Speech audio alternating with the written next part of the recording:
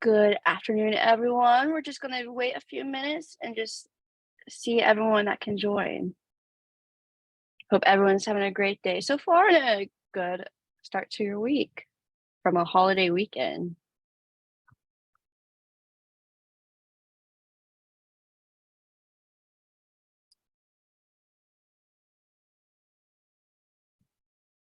While everyone is joining, we're just waiting until everyone joins and we'll get started here in a couple of minutes.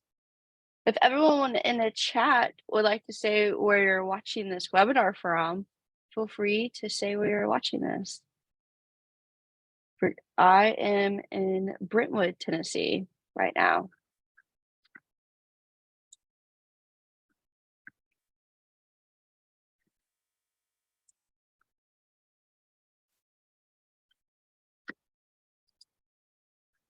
We have Nashville, Jackson, Tennessee. Ooh, Salt Lake City, Utah. Wow. And Virginia, Nashville and Arlington, Boston, Hendersonville, Gallatin. Wow, we have a good crowd from everywhere. That's awesome. In Austin, Texas. All right. Just wait for one more minute till we get started.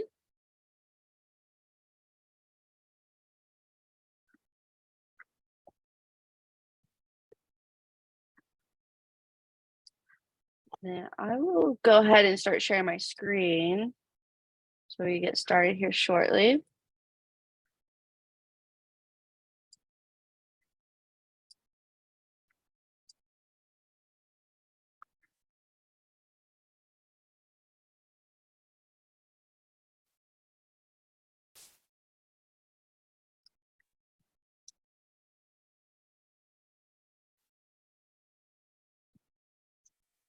All right. So I'm going to get started real quick. It's 12:02, just so we have enough time to get through the presentation. So I'm Allison Davenport. I am the statewide engagement coordinator for the Tennessee Environmental Council. And this webinar is wrapping up our Mindfulness May, which is part of our natural well-being program for Tennessee Environmental Council, which we started this program just to promote individuals to get outside and spend more time in nature, because nature is vital for our overall health. And we have hosted various events such as meditation, yoga in the gardens, forest bathing, which Melissa has led a lot of events with that, and kayaking, and we've done some hiking as well. And just to give a brief overview of the Tennessee Environmental Council, we were founded in 1970. We're a nonprofit organization, and our mission is helping people and communities improve our environment. And our vision is to see thriving habitats, a circular economy, and climate balance in Tennessee. And then how we are advancing our mission is with thriving habitats, our Tennessee Tree Program, watershed support, and generate some buzz. And then we have a circular economy, which our programs go into that as well, such as recycling roundup, zero waste education, compost your compost. And then our final vision is climate balance, which our Tennessee program goes into, compost your compost, and generate some buzz. And then I am honored to introduce our speaker, Dr. Melissa Jean. Melissa is an assistant professor of mindfulness studies at Lesley University. She's certified forest therapy guide and a creative writing teacher. Melissa has volunteered countless times with the Tennessee Environmental Council. She has guided forest bathing events at Long Hunter State Park. She's helped maintain our pollinator habitats at Stratford STEM High School and Cornelia Ford Air Park in East Nashville, and also helped volunteered with creek cleanups around Davidson County. So Melissa is a wonderful person to work with, and I'm so happy she wants to present and connect with Tennessee Environmental Council and just help our mission is improving our environment, we'll learn how important mental health is, not only for our environment, the environment around us. So I am going to stop sharing my screen and send it over to Melissa. And also, if you just want to contact me, my email is Allison, ALLYSON @tctn.org. And I look forward to Melissa. There you go. Thank you so much, Allison. Okay, I'm going to shift into sharing my screen now. All right.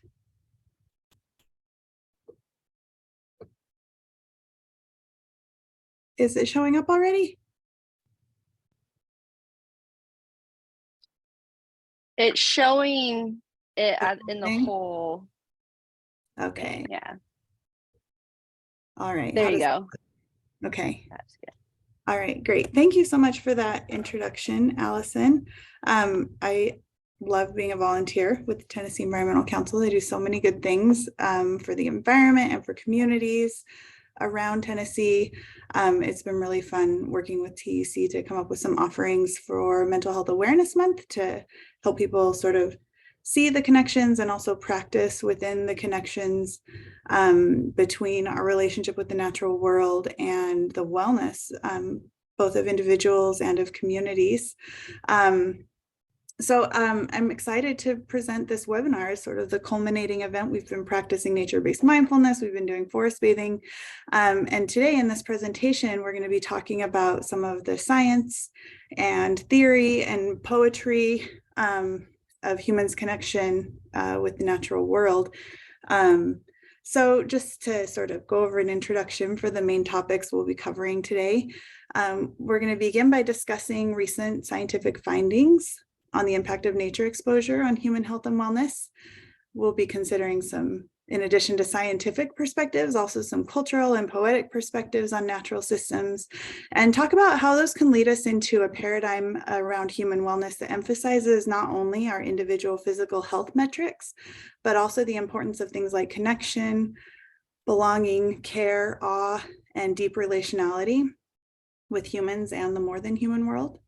And we'll also look at some specific mind-body practices that can enhance well-being and a sense of connectedness to the world around us. We'll be having a special focus on nature-based mindfulness and Shinrin-Yoku, which is often translated as forest bathing. And we'll talk more about those practices and why they can be such an important component of a wellness practice in nature. So as we're talking today, if you have questions, you can put them in using the Q&A function or in the chat, and we'll kind of gather them up and we'll leave some time at the end for questions. So if something occurs to you while I'm talking, feel free to note it down and then we'll gather them at the end. Okay, a little table of contents. So we'll begin by talking about health and wellness. Okay, so here's a little chart. This is probably going to be familiar to many people. When you look up wellness, you often find that the scientific literature on it emphasizes different aspects or dimensions of wellness. When people talk about it, they often talk about physical wellness mostly, or wellness having to do with physical health. But there are all of these other components as well. There's intellectual wellness, there's emotional wellness or mental health, there's social wellness, which has to do with our connections and communities. And there's also vocational or financial wellness, which has to do with getting our basic needs met. So wellness is in many ways a balance of all of these different facets. And in fact, over-focusing on one aspect can lead to a compromised experience of well-being in other areas. So for example, an overemphasis on physical health can lead to mental health difficulties coming from a fixation on things like food or appearance. An overemphasis on financial wellness, whether that comes from necessity or from, sort of just wanting a more secure financial state, can lead to not having enough time and resources to focus on physical or social wellness. So in a lot of ways, wellness is sort of a balancing act between these different components, but it's also a very fluid sort of process. So sometimes we hear people talk about wellness as if it's a state that we can reach and sort of hit the landing and then stay there. But I think of it more as like a juggling act or a dance, where at some times in our lives, different aspects of our well-being call more attention. We have more to give to one of these areas than the others. And then there may be sort of like a recalibration or a rebalancing that has to occur as part of that as well. And I think it's important to talk about some myths around wellness that tend to be really popular in our culture. And these are important to understand because if you let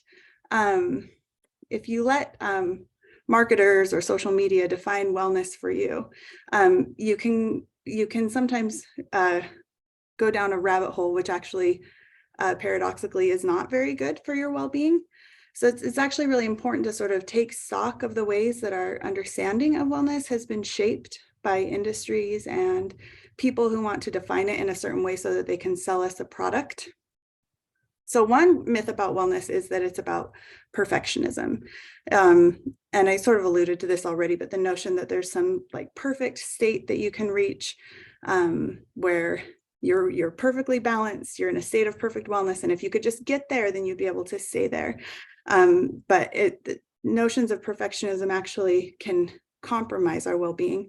And in fact, the research is really clear that if you're a person who's inclined toward perfectionism, one of the best things you can do for your general well-being is to lower your standards a little bit and let in some of the complexities of daily life. Another common myth about wellness is that it's about presentation, that it looks a particular way, or that you can tell someone's wellness by looking at them. You can signal your own wellness to somebody else based on, what they see you eat or what they see you buy or how they see you dress. There's an entire industry sort of built around the presentation and performance of wellness that may not actually have much to do about like the interior experience of health and well-being.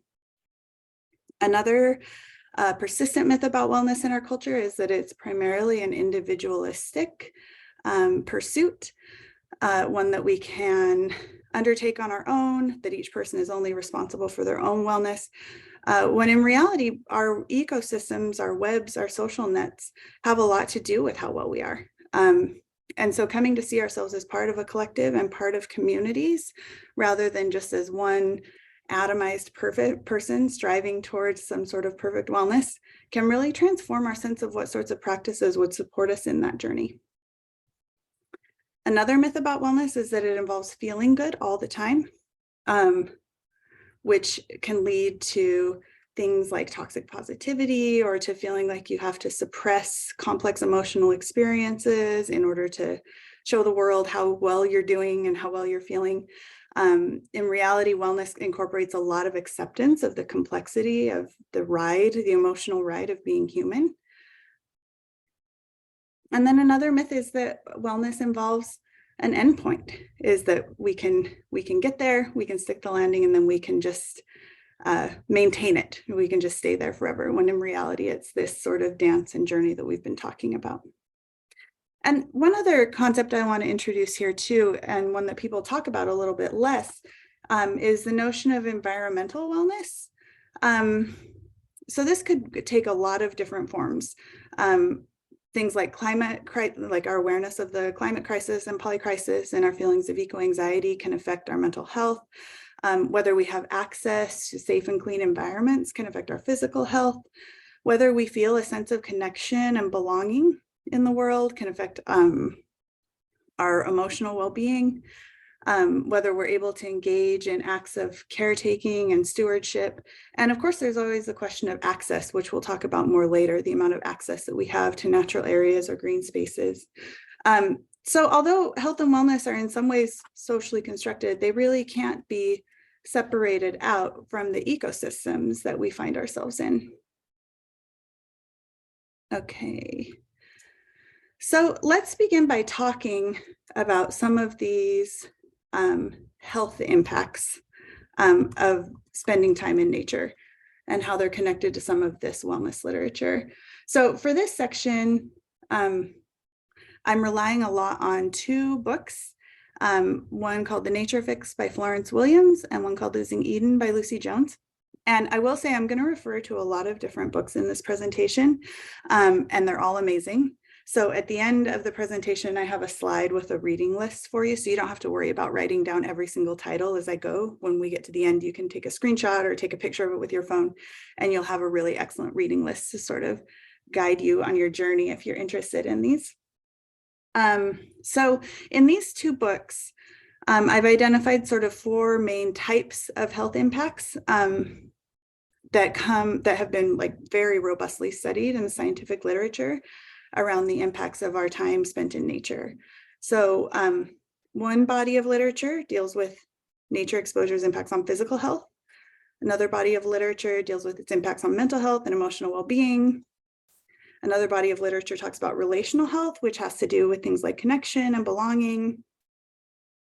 And another body of literature has to do with cognitive health.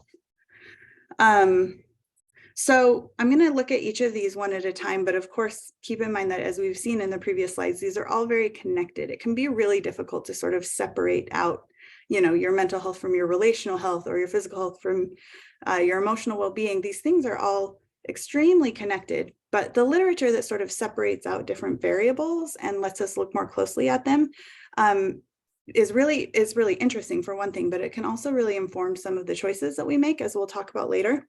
But I do just want to register that although we're sort of separating these things out into categories, they continue to all be very connected and all be very in place in the communities and ecosystems that we live in. So a lot of this literature actually comes, it's research that's being done all over the world, but a lot of the literature that I'm going to cite comes from research base around Shinrin-Yoku. So I want to give you just a little bit of background about this first. So Shinrin-Yoku is a Japanese phrase that can be translated as taking in the forest atmosphere. The term was coined in the 1980s in Japan. At the time, government officials and doctors and scientists were trying to formulate a response to widespread health crises that were being induced by industrialization and overwork. There were all of these new diseases that were becoming predominant in Japan. And so researchers began to look at a variety of different approaches, asking, will these things help, right, with this, the physical health crisis and the mental health crisis that we're seeing. So they started to test nature exposure, essentially, in various configurations, in various doses, in various places. And the research that has been produced out of studying Shinrin-Yoku, or spending time outside taking in the forest atmosphere, has become really robust and has inspired more research to be done in similar veins around the rest of the world. In fact, the research is so compelling that Shinrin-Yoku, or forest bathing, is integrated into the healthcare system for all age groups in Japan. If you go to the doctor for high blood pressure, you may leave with a prescription for regular forest bathing. It's also integrated into the preventative healthcare system. This is true in both Japan and in South Korea. South Korea has a national forest plan, which is developing what they call a green welfare state focused on forest healing. So you can get a PhD in forest healing. There are people who work in the national forest who their whole job is implementing forest healing initiatives. And what they're finding in Japan and in South Korea as they integrate these nature-based practices into the healthcare systems is that it reduces medical costs, creates jobs, it benefits local economies, and it promotes the conservation of natural areas. So there's all of this interesting research that's been produced out of this practice and has inspired other research in other countries. It really gives us a glimpse at what some of the health impacts of spending time outside in the woods can do for us. So let's look first at some of the findings from this research base around physical health. Studies on physical health have measured so many different individual physical health metrics, including blood pressure, pulse rate, variable heart rate, salivary cortisol, which is a hormone associated with stress, hemoglobin in the brain's prefrontal cortex, alpha waves, which are a particular kind of brain signal that you can see using brain scanning techniques that are induced when a person is relaxed. There have been studies that have found that nature exposure has a positive impact on heart disease, on fighting infections, including fighting cancer. There have been studies that have started to measure long-term impacts as well as immediate impacts. Many of these studies are done by getting a group of people together, taking these initial measurements, so measuring their blood pressure, heart rate, cortisol levels, and then taking them maybe into the woods or into a city park, somewhere with the trees or with nature, anywhere from, I've seen studies that it's like a 15-minute exposure all the way up to like a 3-hour exposure to a multi-day exposure. And then measuring these same metrics afterward, you can assess the impact that this time spent in nature has had on the person. And they find in a lot of these different studies, almost immediate impacts. As soon as a person smells a forest, their heart rate might drop, 5 beats per minute. So some of the things that they're finding happen very quickly. And then there's also increasingly research on some of the longer term effects of being around trees and in nature. There are also a number of studies that find reduced levels of cytokines that are associated with inflammation in the body. So there's all sorts of studies on this. There's also a body of literature that looks at spending time in nature and the impact on emotional well-being and mental health. And there are a variety of different ways that scientists have come up with to sort of measure these impacts. One is a whole group of study that does self-reports of things like anxiety and depression and finds decreased rates, using self-report metrics of anxiety and depression after even brief time spent in nature. There's also an evolving body of literature that uses brain scanning technology. They find that after spending time in nature, the cerebral activity in the prefrontal area of the brain, which is the part of your brain responsible for decision-making and executive functions, is reduced. They find that there are lower levels of cortisol, which means generally is correlated with people feeling less stressed out. Brain scans also find reduced activity in the subgenual prefrontal cortex, which is a part of the brain that's associated with sadness and negative rumination. So that part of the brain that sort of, gets hooked on a loop of ruminating about something sad, relaxes in many people after time spent in nature, and rumination is decreased. They also find reduced activity in the default mode network, which is the part of the brain associated with sense of self. And some of these studies are also find like increased prosocial and generosity behavior that occurs when a person's sense of self is sort of softened a little bit. And brain scans have also found that spending time in nature settles the amygdala, which is the danger center of your brain, as well as the parasympathetic nervous system. So if you've ever had the experience of going out into a forest or by a lake and immediately feeling relaxed, it's possible that some of these mechanisms were happening in your brain and in your nervous system, leading to that feeling of more calmness and more relaxation. Another body of literature is about cognitive health. And so some of these studies have looked at elderly folks and found, for example, that living near green spaces, including in urban areas, shows a slower rate of cognitive decline amongst an elderly population. And then a lot of these studies have also looked at kids and sort of tried to track the cognitive development of children.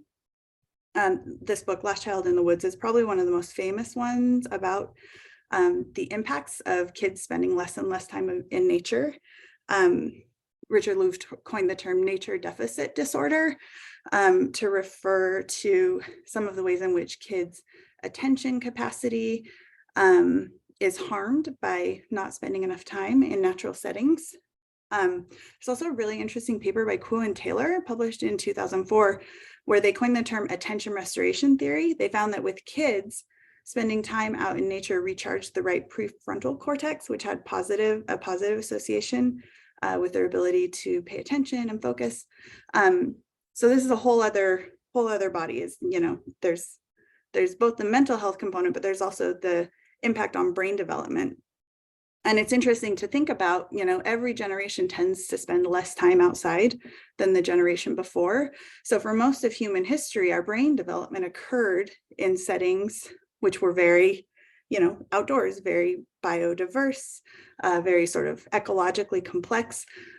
So it may, we have an interest in understanding all of the impacts that growing up in mostly indoor environments has, but it'll probably be a while before we can really trace from start to finish how our brain development is different when we grow up mostly outdoors versus when we grow up mostly indoors.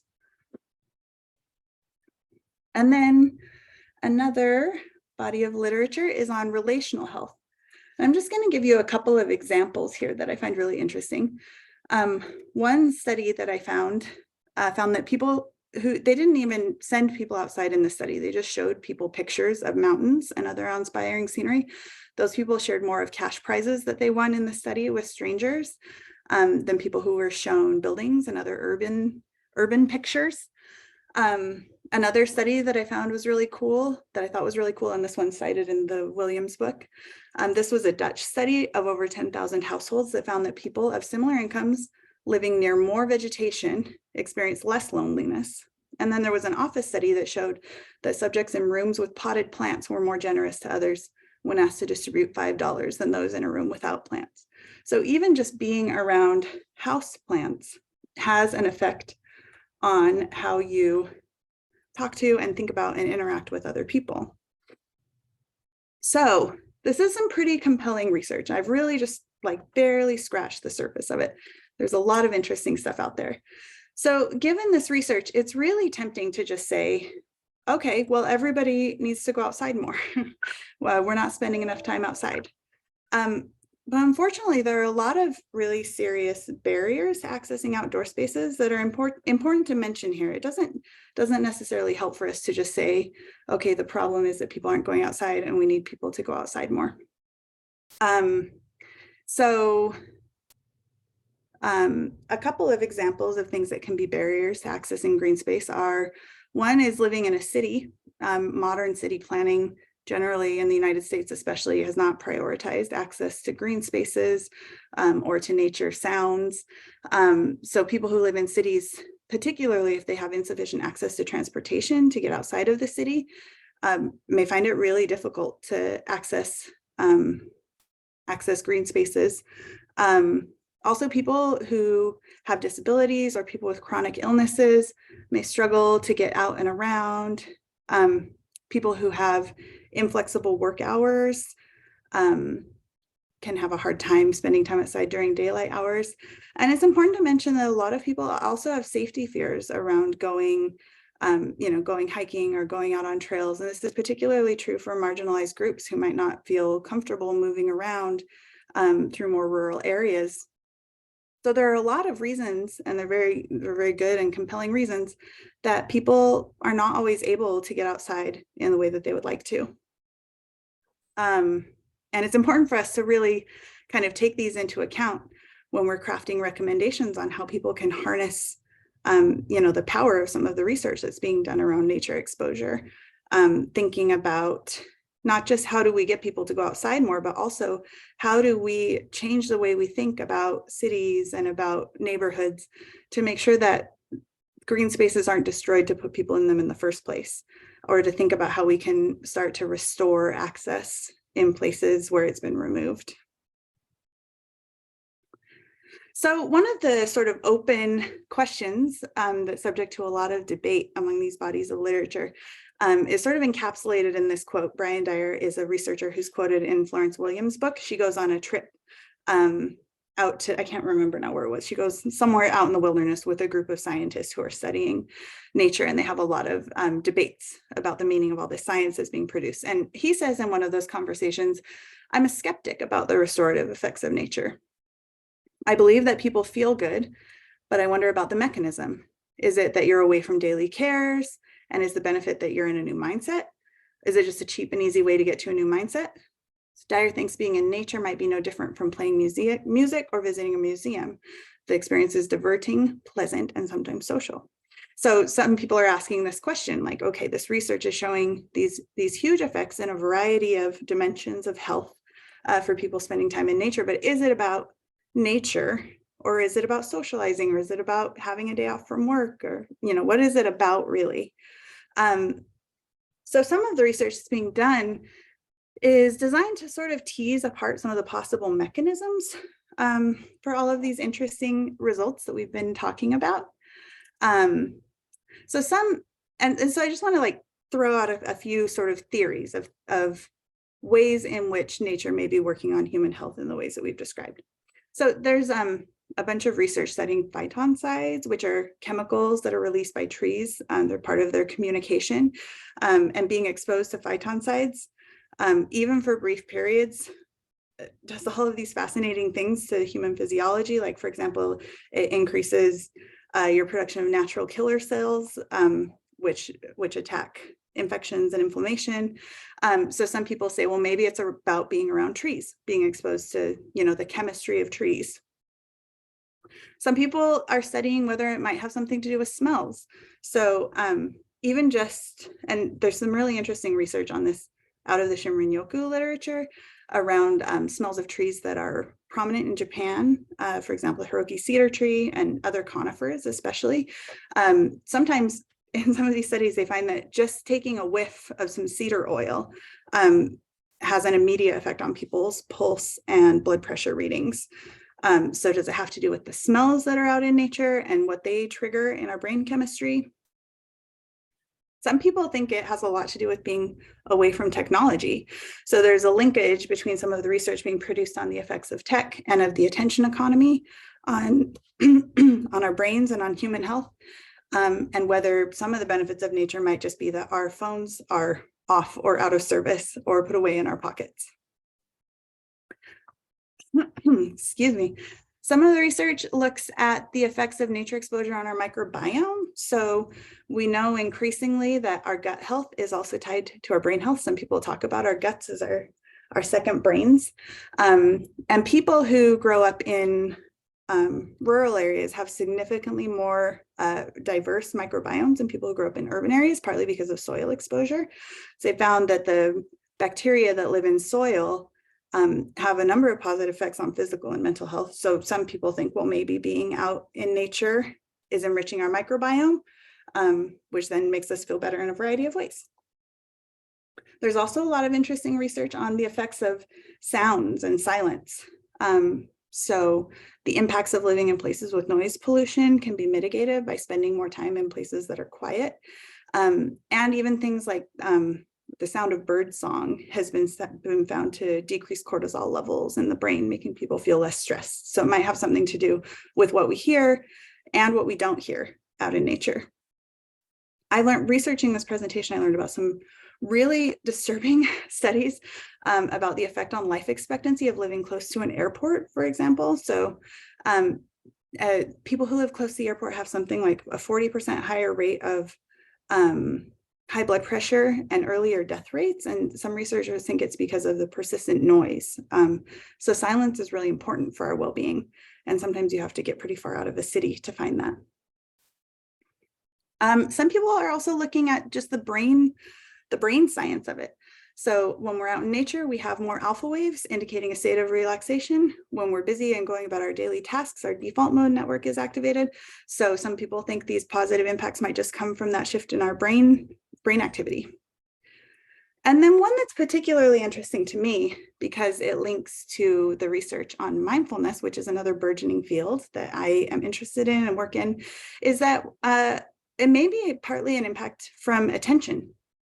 So basically, what research tells us is that anytime we're in a state where we're paying close attention to what's happening to us in the present moment, there's this cascade of things that happen in our brain and in our body that can lead to increased well-being. So it's also possible that all of this research on forest bathing is measuring not only the smells of the trees and the richness of the soil, but it's also measuring the impacts of being in nature in a state of attentiveness and awakeness.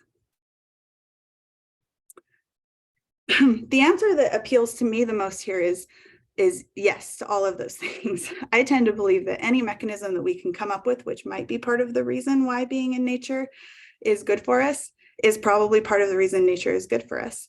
I think the research that sort of teases it apart and looks at all of these different dimensions is important, partly because it helps us respond to some of these problems of access that we talked about earlier. Not everyone is able to go spend an entire day forest bathing in a silent forest, but everybody can access nature in some way. So we learned from this research that even just smelling cedar oil has positive effects. So for somebody who maybe has a chronic illness where they can't get outside very often, they can use that research as sort of a key into putting some of this research to work for them, or somebody who has a really demanding job where they can't get outside very often. Even 15 minutes in a city park has been shown in the research to have a positive impact. So sort of teasing this apart and seeing all the different small ways in which nature exposure and communion can be good for us can help us deal with some of that access. But I'm also really interested in what happens when we put it all together, when we sort of accept that any of those things might be part of the reason why nature is so good for us. So what if we do them all at once? I love this quote from Leanda Lynn Haupt in her book, Rooted. She says, "Yet no matter how significant the research, I believe that spirit, the response of our hearts and imaginations to the whole of life, so often beyond traditional rationality, is required to fully animate the new science. The quantified results of scientific work and the stringent lexicon in which they're reported awaken and sing through the brightness of our ensouled stories, unfolding in concert with nature. The poetry of earth and life cannot reach its fullness on a computer screen, or even in the synapses of our magnificent intellect. Our hearts are formed of a wilder clay." I want to bring some of these other sort of dimensions into the conversation as well, to kind of talk back to some of the wellness myths that I introduced at the beginning, and think about this scientific research is such an interesting portal into connecting with the experience that so many of us have had in nature, where we feel calmer and better and more connected. But what other sort of dimensions can we add to this to expand our sense of what wellness actually is beyond kind of the small box that most of us have been trained by culture that it is? So to get there, I want to introduce a couple of practices to you. We know that any amount of nature exposure is likely to have some sort of positive impact on your health and well-being. It could be any of these things, rock climbing, kayaking, playing long games, doing botanical art, flying kites. Anything that gets you outside is likely to have a myriad of health benefits for you, and research backs that up. But it's also interesting to sort of take the research that's been done about nature exposure, plus the research that have been done about mindfulness and attention states, and draw those together to talk about some mind-body practices that we can do out in nature that sort of harness the power of both of these sorts of practices. So when I talk about a mind-body practice, I'm talking about strengthening the clarity of the connection between our physical, emotional, and mental experiences. Now, I'm sure all of us have had the experience of maybe going on a hike when we're feeling really agitated about something and pounding out 3 miles without hearing a single bird or noticing a single tree. And it's not to say that that's bad. One of my friends and I refer to this as thinking with our legs, and sometimes it can be a really helpful way to sort of march your way through something. But I also want to suggest that if that's a habitual way of being in nature, there's a lot that we're missing. So these mind-body practices can bring us a little bit more into the present moment experience of what's going on around us and within us. Excuse me, and increase that connection between the dimensions of the experience that we're having.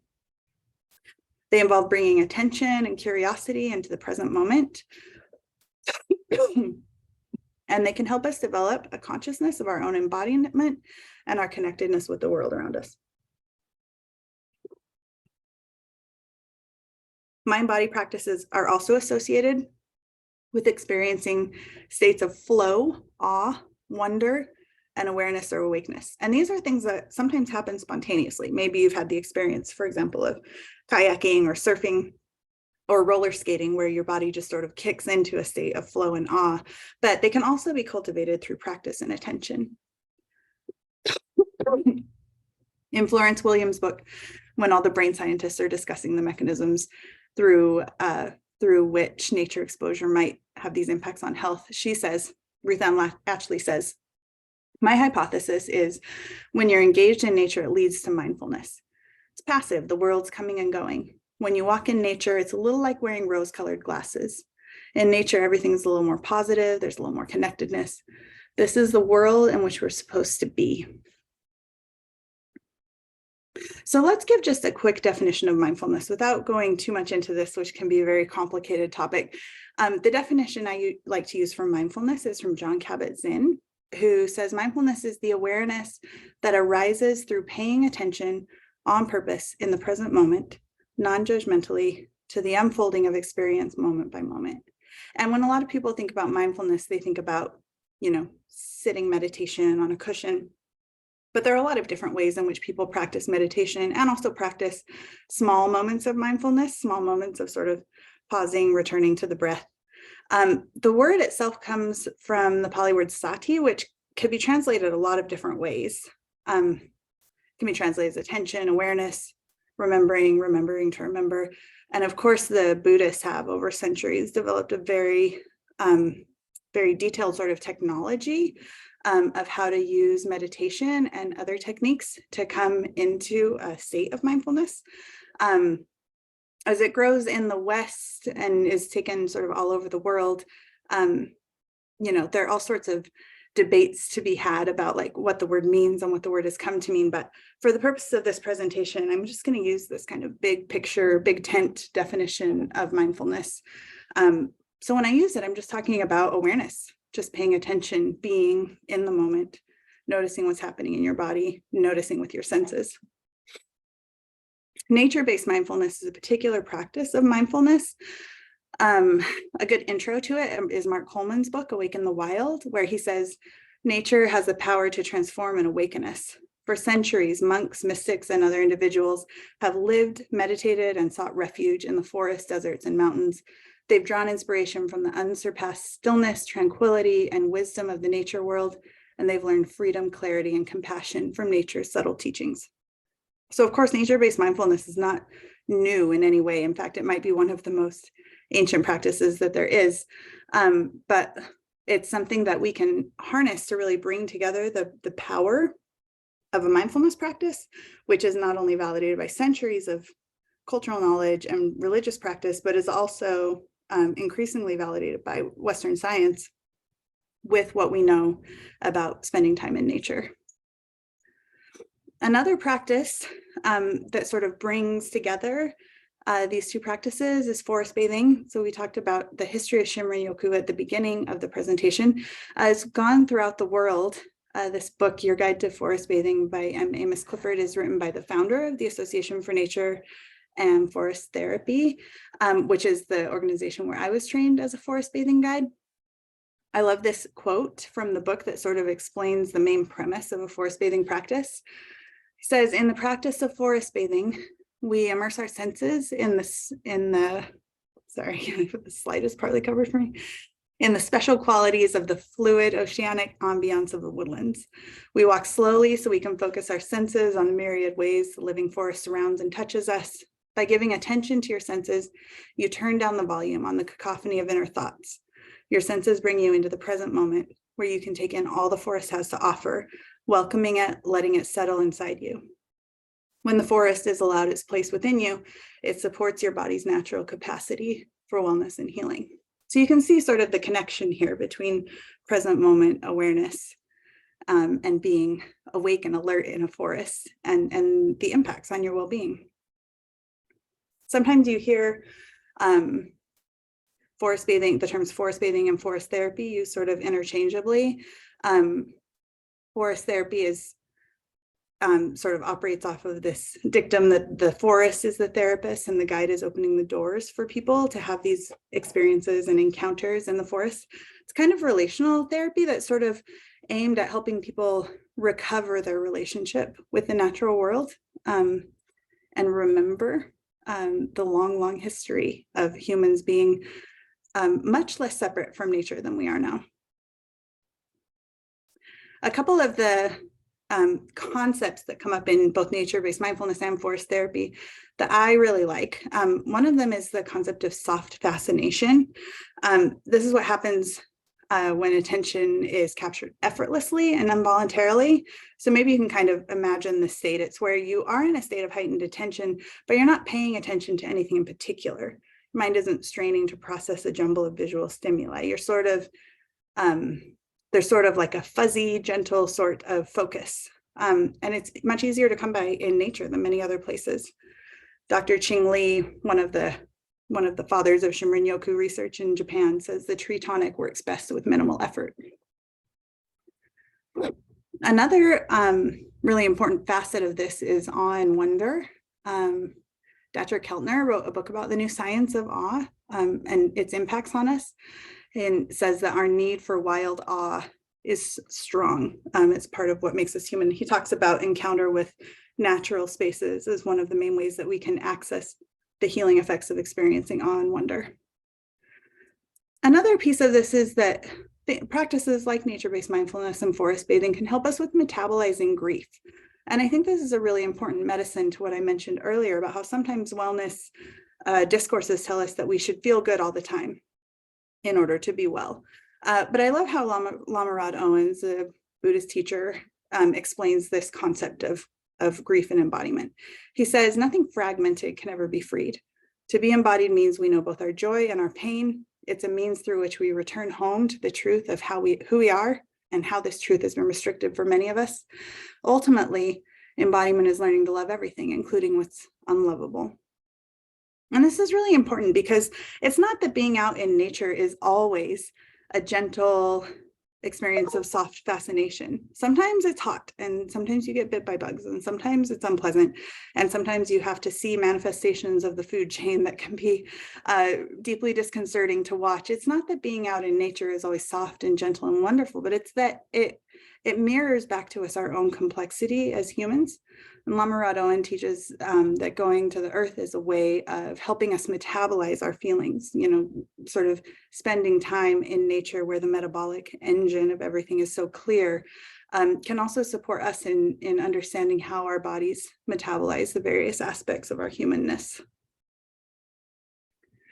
A term that I've been coming across more often is a term called microdosing awe. So the researcher Paula Williams notes that people who are open to beauty are more resilient.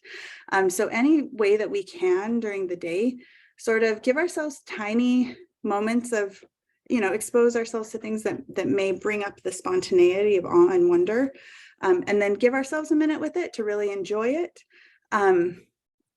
Increasingly, research is showing that even just those small moments of awe can have marked effects on our wellness and our well-being.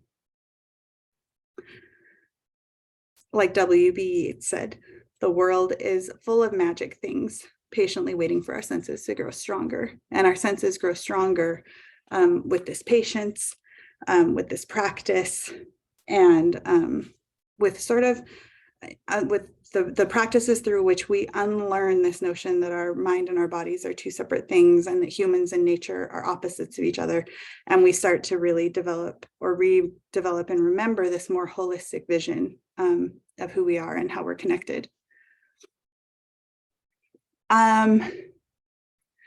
I have made this presentation a little bit too long, so I'm thinking for just a moment about what I should trim to leave a few moments for questions at the end. I think I'll just rush through this section really quick, and then you'll see the books that you absolutely should check out from the library and read afterward. But in this section, I just wanted to talk a little bit about how these practices lead us to a stronger sense of our relationality and our sense of inner being as sort of as a challenge to the ways in which wellness is treated like an individual pursuit in our society. We're told that you're responsible for your own wellness and that if you just do all these things and buy all these things, you'll be well. But in reality, wellness is like an ecological practice. So I put up here a few books, which I'm not going to read through. I'm just going to show them to you briefly, that kind of help us awaken to like the intersection of the science and the mysticism of being out in the forest. This book, Finding the Mother Tree, is all about trees. Entangled Life is all about mushrooms. Sounds Wild and Broken is about the sounds around us. An Immense World is about animals and animal senses. And learning about these things, learning about sort of the new science of nature and what nature has to teach us about the richly layered worlds of animal and plant and fungus that we live in, can transform our sense that we are separate from all of it, or that we're the pinnacle of it, or that everything that happens that isn't human is uninteresting. Sort of an invitation into remembering and rediscovering those relationships. I'll just tell you a few really cool factoids from the Ed Yong book, just because it's a nice place to sort of start to wind down. just few cool facts about creatures that you may not know. With receptors on their feet, butterflies and other insects can taste things by landing on them. Catfish are swimming tongues with taste buds dotted all over their skins. Even while blindfolded, harbor seals can track fish by using whiskers to follow the invisible trails they leave in the water. The Nephilia spider's orb web is an extension of its own sensory system and mind, and the small Argiodes spider can hack into it. The bumps on a crocodile's snout can detect gentle ripples made by its prey. An octopus's arms are partly independent. They can sense and explore the world without direction from the central brain. When I learn things about our co-inhabitants of the earth, it makes me feel a lot of awe and wonder. And it also makes me think about how we also are in animal bodies. Makes me wonder which of my senses have sort of been dulled from lack of use, and what can I do to sharpen them? I'm really interested in what an octopus has to teach us about wellness, or what a spider has to teach us about wellness. That's much more interesting to me than these sort of limited human cultural definitions that we've come up with about what it means to be healthy and well. So I love to be guided by animals and by plants and by our other more than human kin into a sense of, or just a curiosity around, what would a wilder wellness look like? What would a wilder and more connected wellness look like? Would it be more interesting than a blood pressure measurement? And would it be a lot more interesting than what brand of yoga pants I'm buying? Oh, it's just a good book about octopus. Okay, so the last thing I'm just going to briefly mention, I'll move through this quickly, is that as we expand our sense of wellness and our sense that wellness is a community practice, a collective practice rather than an individual one, it can help us develop an ethics of care that makes us want to not extract our wellness from the earth, but give back to it in relationship. Just going to move on to this quote from Sophie Strand, where she says, yes, sometimes we need to take medicines. We also desperately need to be the medicine. What does it mean to be medicinal to your ecosystem? If the fungi, the cacti, the ecodelic beings teach us anything, it's to stop taking so much, to stop always extracting medicine, and instead to start asking yourself how to be the healing agent. And this can look like so many things. And this, I've mentioned already that perfectionism is not helpful, and also it's not real, but we can be sort of gently led into like an interrogation of our daily choices and whether our choices are fully aligned with the care that we feel for the earth as we deepen our relationship with the earth and our sense of our place in it. So this could lead us to interrogate all sorts of acts and choices that we make on a day-to-day basis. These are just a few examples of things that we might start to wonder about whether we want to do more, whether we want to change the way we interact with the earth on a daily basis to reflect our changing relationship and care for the earth. Again, this quote from Lamorad Owens, that nothing fragmented can be freed. And I love the idea of a wellness practice being not fragmenting ourselves into body and mind, rather and instead a wellness practice can be about expanding our sense of who we are, expanding our sense of connection, and starting to really, let our body and our mind come back together, and learning different ways of being in the world, learning different ways of being with the others who share the earth with us. Okay, so here's the reading list. So you can take a screenshot or a picture if you want, or if that's overwhelming, I'll give you my email address in a minute and you can email me and I'll send it to you. Also, just if you're interested, here's some of my other favorite nonfiction books that also can help us really expand and deepen this sense of relationship and wellness. If you want a reference for any of the studies that I mentioned today, or if you want a list of fiction books that are sort of in the same vein, or a list of poets, feel free to shoot me an email at breatheoutsidenashville@gmail.com. I'm also on Instagram at breathe.outside, and I'm happy to share any of these references or resources with you. I just stuck the overstory on there because I think that's an essential beginning point for eco-fiction if you haven't read it yet, but I'm happy to share more books with you if you're inclined. So we have just about 5 minutes left. I'm happy to take questions. Allison, I don't know if anything has come in for you in the Q&A. Thank you, Melissa, on a wonderful presentation. And I haven't seen anything on questions yet, and then we do have someone mentioned in the chat. Can you move back to the first book slide? I missed my screenshot chance. There you go. Yes, one, I believe. And I will email everyone the recording of this webinar. And I'm not sure if Melissa mentioned this, but we are scheduling forest bathing events in July and October. So I will send the registration link to that as well. And then I can send this reading list as well too, just in case you didn't see it. Sure, yeah, that would be great. One of my favorite things is sharing book lists. So, so please, if you're, I have this, I like making syllabi more than the average person, I think. So if there was anything in there that you want more information on, or if you're looking for book recommendations, really don't hesitate to email me. I love sharing what I'm reading. I'm sensing a book club at the park, Melissa. Oh, this is a great idea. Well, we can talk about that. Yeah, we got like 5 years of books lined up already.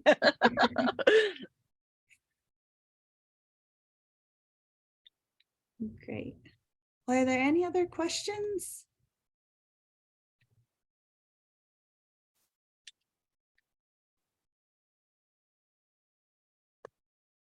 Okay, I think we might be all set, Allison. Awesome. Well, thank you everyone for joining this webinar, and I hope you learned something new and why it's important to spend time in nature.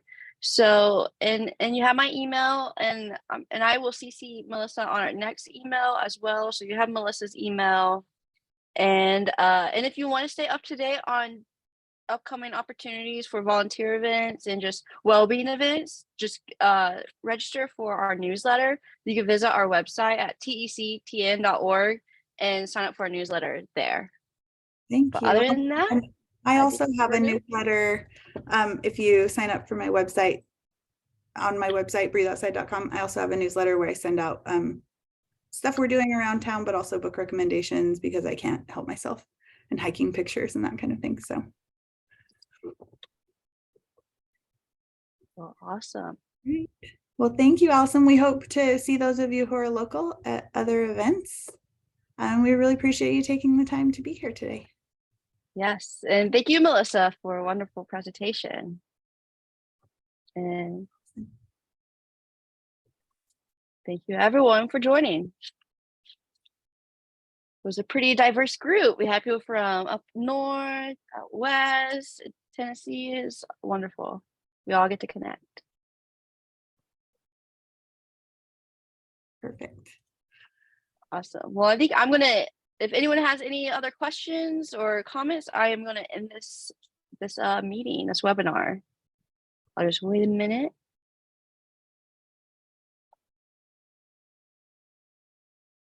Never end, says Marie. I know. Let's do it again soon. Yes.